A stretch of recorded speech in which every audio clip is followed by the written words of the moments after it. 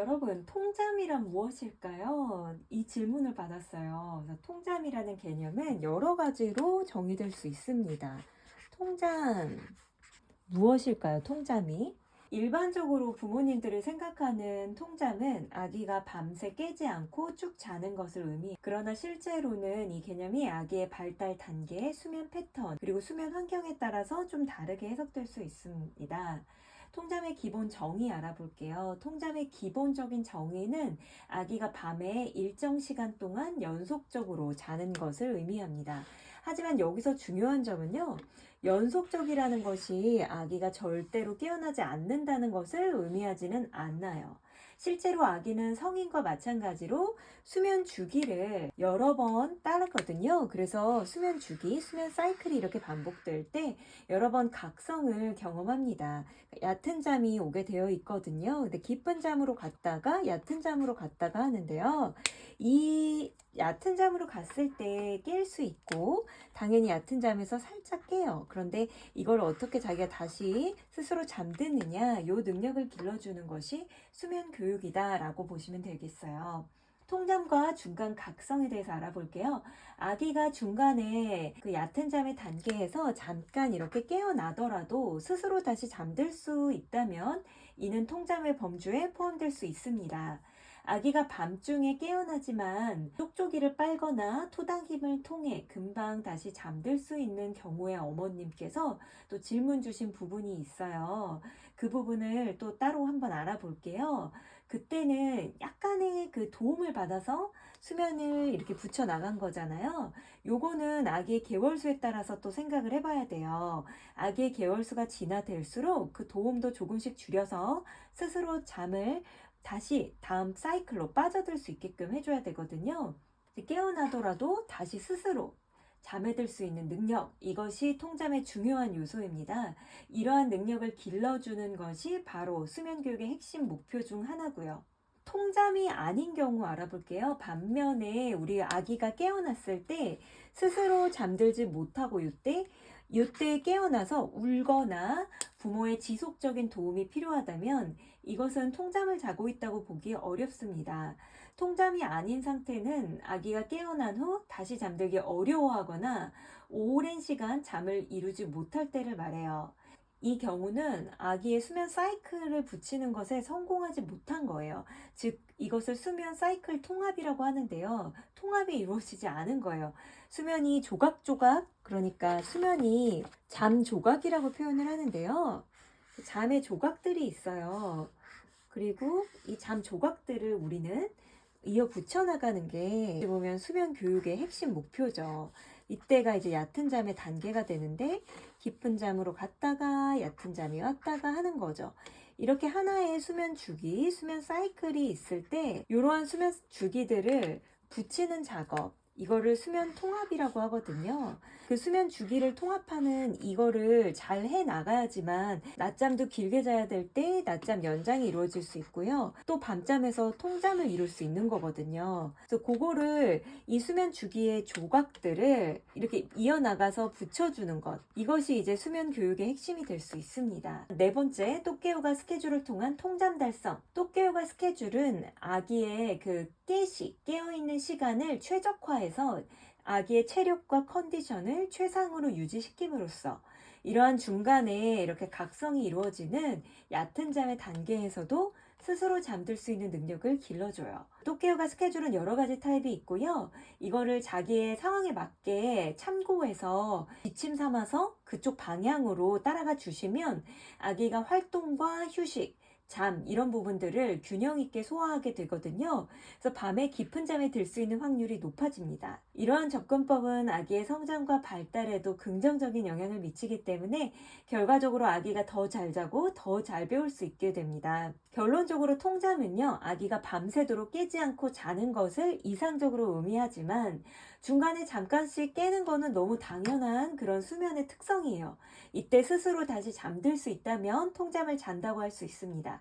반면에 깨어났을 때 스스로 잠들지 못하고 부모의 지속적인 도움이 필요하다면 이는 통잠을 자고 있다고 보기 어렵습니다. 그래서 여러분들이 똑개요가 스케줄을 참고하셔서 아기의 깨는 시간을 효과적으로 관리해주고 아기의 체력 체력과 컨디션을 최적화해 준다면 아기가 스스로 통잠을 자는 능력을 기를 수 있게 됩니다. 이러한 과정을 같이 한번 잘 읽어나가 봐요. 그러면 조금 더 세부적으로 들어가 볼게요. 어머님 질문 들어가 볼게요. 중간에 아기가 깰 때 쪽쪽이와 토닥임을 주고 있다고 하셨어요. 그러면 쪽쪽이와 토닥임, 통잠에 포함될 수 있는지 질문이었거든요. 네, 먼저 부모의 도움과 통잠의 정의에 대해서 알아볼게요. 쪽쪽이를 물거나 부모가 토닥여서 아기가 다시 잠드는 경우 이는 엄밀히 말하면 아기가 스스로 잠드는 건 아니에요. 그래서 이런 상황에서는요, 부모의 간접적인 도움을 받아서 아기가 다시 잠들기 때문에 완전한 의미의 통잠으로 볼 수는 없어요. 근데 아기가 정말 좀 신생아 단계거나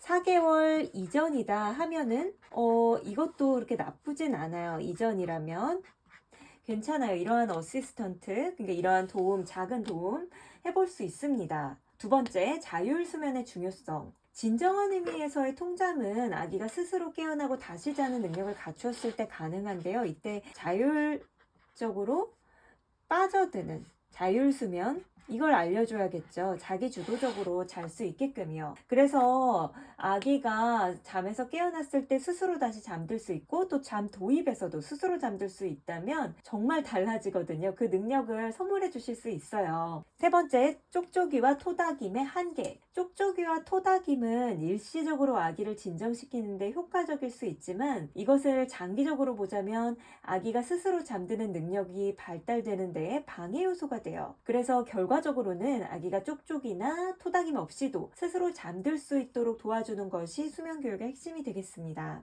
그래서 여러분 부모의 도움을요 0에서 100으로 봤을 때 부모의 도움 혹은 개입 이쪽으로 쭉 가주시면 돼요. 근데 이제 아기의 개월수가 갈수록 일로 가야 되고 특히 아기가 4, 5개월 정도가 됐다면 이쪽으로 진짜 한 걸음 한 걸음씩 꼭 가주셔야 돼요. 그래서 요거를 참고해 주시고요. 실제로 이제 쪽쪽이 관련해서 좀 더 드리고 싶은 이야기가 있어요. 쪽쪽이는 아기를 진정시키고 잠들게 하는데 매우 효과적일 수 있는 아이템이에요. 제가 5S에서 말씀드렸다시피 마지막 S가 서킹이거든요. 빨기요. 그래서 사실 빨기 반사가 있어요. 빨기 반사. 이렇게 빠는 행위 자체가 아기에게 안정감을 주거든요. 그래서 4, 5개월 전에 아기라면 5S의 서킹, 쪽쪽이 사용하시는 거를 아기 진정시킬 때 정말 효과적이기 때문에 추천을 드려요. 근데 이것과 여러분이 쪽쪽이를 잡면관으로 쓰시는 거는 또 조금 차이가 있어요. 쪽쪽이가 이제 4개월 전에 아기라면은 잡면관으로 조금 쓸 수도 있을 거예요. 그러니까 무슨 이야기냐면 이제 수면 의식 단계에서 진정을 시키기 위해서 쪽쪽이를 주었다고 가정해 볼게요. 근데 쪽쪽이를 주었는데 아기가 이제 쪽쪽이를 막 빨다가 스스로 쪽쪽이를 입에서 떨어졌어요. 근데도 그냥 잠이 들었어요. 그러면은 이제 수면 의식 단계에서 쪽쪽이가 쓰인 거잖아요. 근데 이제 잠이 들 때까지 무조건적으로 쪽쪽이가 있어야만 해서 이 쪽쪽의 의존성이 너무나 심해졌다. 이러면은 이제 쪽쪽이 셔틀에 걸리는 겁니다. 그래서 요거가 한 끗 차이예요, 사실은. 그래서 쪽쪽이가 떨어질 때마다 아이가 반복적으로 깨어나고 부모가 쪽쪽이를 다시 입에 넣어줘야지만 다시 잠드는 경우라면 이거는 진짜 진정한 의미의 통잠으로 보기 어렵죠. 그래서 이런 상황에서는 아기가 쪽쪽이에 대한 의존성이 되게 많이 생긴 거기 때문에 스스로 잠들지 못하게 되고요. 쪽쪽이를 꼭 필요로 하게 되어 있어요. 근데 이거는 이제 저도 경험이 있는데요. 둘째 연우를 재울 때 4개월 전 단계에서 항상 5S를 세팅해서 재웠었어요. 그래서 쪽쪽이도 사용을 했었거든요. 근데 이제 이거에 의존성이 많지 않았던 게 잠들기 전에 빠질 때도 있었어요. 근데 빠지잖아요? 이때 그냥 내버려 두는 거예요. 그러면 조금 울음이 발생을 합니다. 근데 이때 터득을 해요. 없이 자는 방법을. 그래서 이 울음을 조금만 기다려주세요. 2, 3분이라도 조금 한번 기다려주시면서 기회를 줘보는 겁니다. 그래서 아기가 이 자율학습 기간 동안에 쪽쪽이가 입에서 떨어지더라도 자기가 잠들 수 있는 거를 귀중한 학습 능력을 체득하게 돼요. 그래서 결과적으로는 얘가 그 수면 의식 단계라든지 안정 단계에서만 쪽쪽이를 빨다가 자연스럽게 그냥 떨어져도 잠드는 그렇게 학습이 돼요. 근데 만약 그 기회를 주지 않고 떨어졌는데 운다고 해서 후다닥 달려가서 입안에 쪽쪽이를 딱 껴넣어 주잖아요. 그게 계속 반복되게 돼 있어요. 그리고 그게 바로 뭐다? 쪽쪽이 셔틀이다. 그래서 공갈적 꼭지 셔틀이 남의 얘기가 아니라 이 울음이 발생했을 때 1분을 기다리지 못하고 후다닥 달려가서 입안에 쪽쪽이를 쏙 하고, 마치 우리가 우리 말로 노예 육아처럼 노예처럼 확 가서 바로 그걸 기다렸다는 듯이 이렇게 넣어주면 너무 안 좋아요. 1분이라도 기다려보세요. 그리고 1분, 2분 기다리실 때 꼭 물리적인 타이머로 체크를 하셔야 돼요. 왜냐면 1분, 2분 이거 아기 울음을 듣는 게 굉장히 괴롭고 힘들어요. 그래서 이거를 체감으로만 하시면 안 되고 꼭 물리적으로 체크를 육안으로 하셔야 됩니다. 그렇게 기회를 주셔서 자율학습을 꼭 시키셔야 되고요. 요거를 주냐 안 주냐에 따라서 아기의 능력이 바뀝니다. 능력이 바뀌어요, 여러분. 그래서 꼭 기회를 주시고요. 그리고 쪽쪽이를 사용하더라도 아까 전에 말씀드린 것처럼 이런 기회를 주시면 깨어나지 않고 계속 잠을 잘 수 있어요. 떨어질 때마다 깨어나는 거는 그렇게 또 아기가 환경적으로 그렇게 배웠기 때문이에요. 자율적으로 잠을 자는 능력을 발달시키는데 100% 방해가 됩니다. 그래서 또깨육아 스케줄로 아기의 그 체력 관리를 잘 해주시고 또 잠타임 생체 리듬으로 잘 읽어나가 주신 다음에 아기가 쪽쪽이 없이도 스스로 잠들 수 있게끔 스무스하게 능력을 키워주는 것이 중요합니다. 특히 4개월, 5개월 전에는 쪽쪽이를 통해서 조금 진정하게끔 잠드는 그 앞단에서 이렇게 도움을 줄 수 있지만 점차적으로 쪽쪽이 없이도 아기가 안정적으로 잠들 수 있도록 유도하는 것 중요합니다. 여러분 1화를 마지막으로 말씀드릴게요. 쪽쪽이 없이 잠들었잖아요. 그래서 만약에 그때 이제 수면낭에 넣어서 약간 큰 엑스라지 그런 이불낭에 넣어주세요.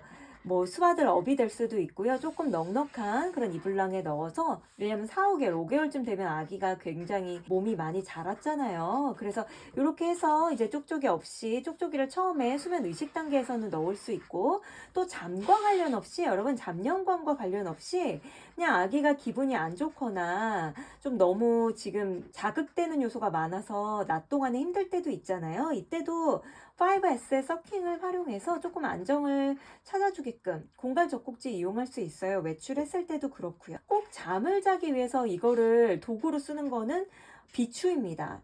그래서 이제 이불랑에 이렇게 해주잖아요. 그리고 안 갖다 놔주잖아요. 그러면은 다시 공갈 젖꼭지가 입안으로 누가 안 넣어줬기 때문에 어떻게 되냐면 요런 큰 이불랑은 손을 움직일 수 있어요. 그래서 손을 움직여서 여기 천이 있는데요. 이거를 자기가 입에 갖다 넣어요.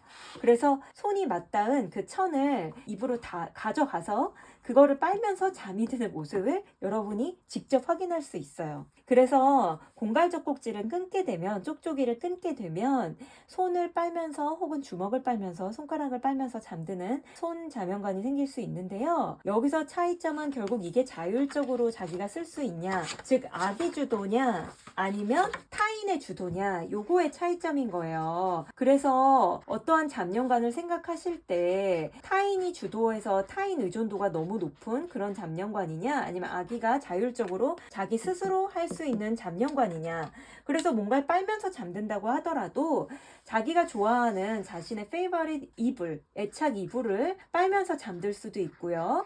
그리고 4, 5개월 이후에는 손을 움직일 수 있기 때문에 어떠한 태그, 애착 이불에 있는 태그라든지 6개월 정도 지났으면 아기에게 애착 인형, 그러니까 잠친구 인형 소개해줘도 너무 좋아요. 그래서 잠친구 인형은 사실 앞단에서도 계속 보여주시면서 익숙하게 만들어주시고 친근하게 만들어주시고 5, 6개월 이후에 잠친구 인형을 같이 잠자리에 넣어주셔도 좋은데요. 만지작 거리거나 거기서 자기가 좋아하는 부분을 빨면서 잘 수 있어요. 혹은 자기가 좋아하는 헝겊 같은 게 있을 수 있어요. 근데 5개월 전에는 이런 가제 수건이라도 하나 넣어놓는 거를 절대 추천하지 않습니다. 아기 잠자리의 안전성 때문에 그렇고요. 그래서 여러분 손을 빠는 것이 절대 부정적인 게 아니에요.